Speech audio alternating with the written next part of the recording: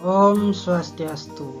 Halo anak-anakku semua, apa kabar kalian hari ini? Semoga anak-anakku semua dalam keadaan sehat dan berbahagia. Berjumpa lagi bersama Pak Yase di pelajaran agama Hindu dan budi pekerti.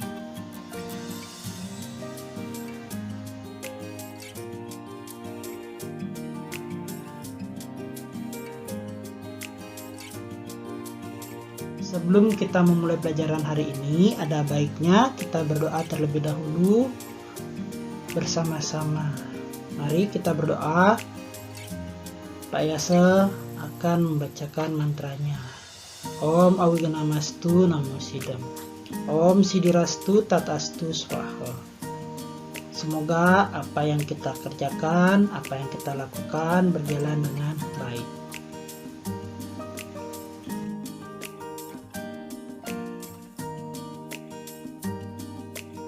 Anak-anak, hari ini kita akan memulai pelajaran agama Hindu dengan materi mengenal isi dari kitab suci Bhagavad Gita sebagai tuntunan hidup.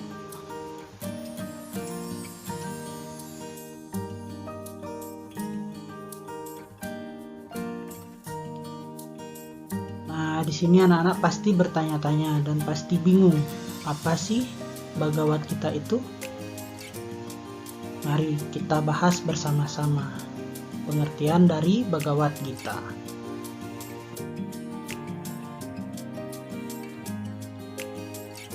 Bhagavad Gita adalah nyanyian Tuhan atau nyanyian suci yang merupakan salah satu suplemen dari kitab Weda. Bhagavad Gita juga bernama Gitopanisad. Kenapa Bhagavad Gita dikatakan Gitopanisad? Karena Bhagavad Gita adalah hakikat segala pengetahuan Weda.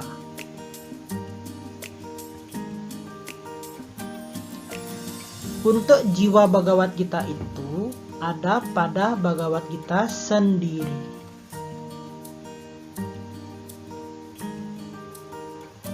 Selain disebut dengan Gitopanisad, Bhagavad Gita juga disebut dengan nama Upanishad. Upanishad adalah Weda yang tergolong Shruti. Dengan penunjukan itu tidaklah keliru penyimpulan beberapa pemikir Hindu yang mengatakan Bhagavad Gita adalah Weda yang kelima.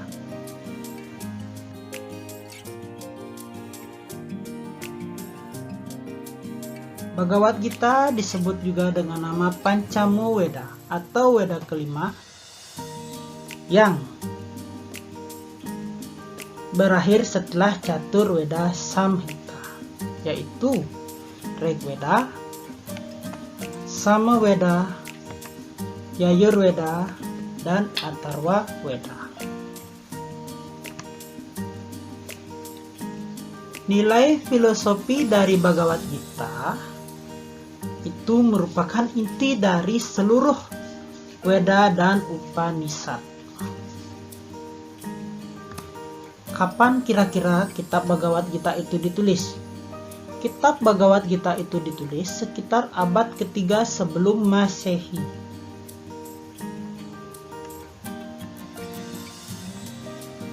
Bhagavad Gita merupakan sari-sari Weda yang mengandung ajaran kerohanian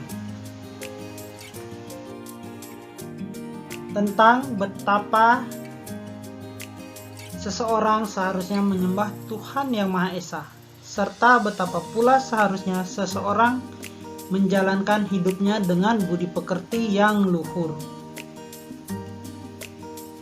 terhadap sesama dan juga terhadap makhluk ciptaan Tuhan lainnya.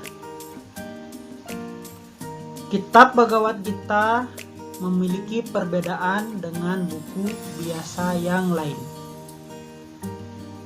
Jika buku biasa merupakan hasil karya manusia yang berisikan tentang pengetahuan, teknologi, dan seni budaya, sedangkan kitab Bhagavad Gita adalah ajaran Dharma yang disampaikan oleh Sri Krishna kepada Arjuna.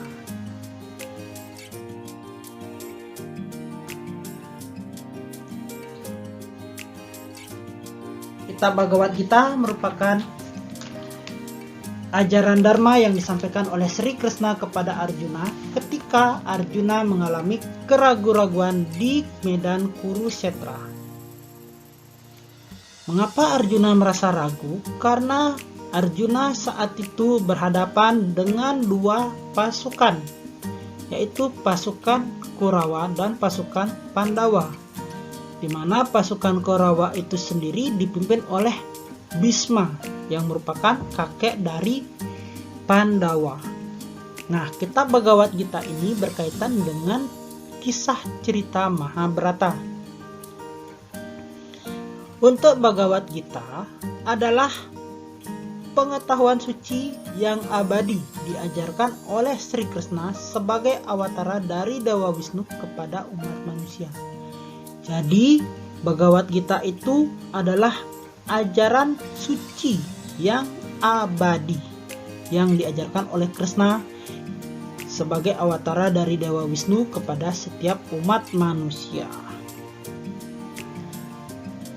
Nah, di sini awatara dalam bahasa Sanskerta artinya yang turun. Yang turun menyeberang. Dan yang dimaksud dengan istilah ini adalah ia yang turun dari surga ke dunia. Jadi awatara mempunyai pengertian turunnya Ida Sang Hyang Widiwasa ke dunia sebagai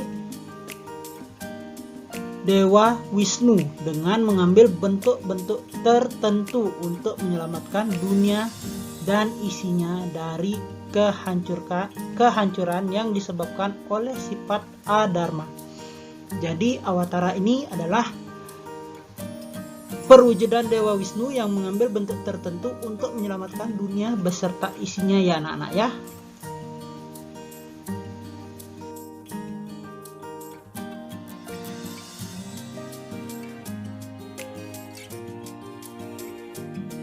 Dengan membaca kitab Bhagavad Gita dapat memberikan berkah dan kebahagiaan yang besar pada jiwa manusia. Baik, anak-anak, untuk materi hari ini Pak Yasa akhiri.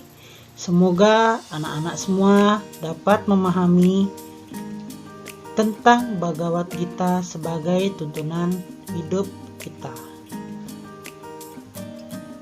Akhir kata, Pak Yasa aturkan Parama Santi. Om Santi Santi Santi Om.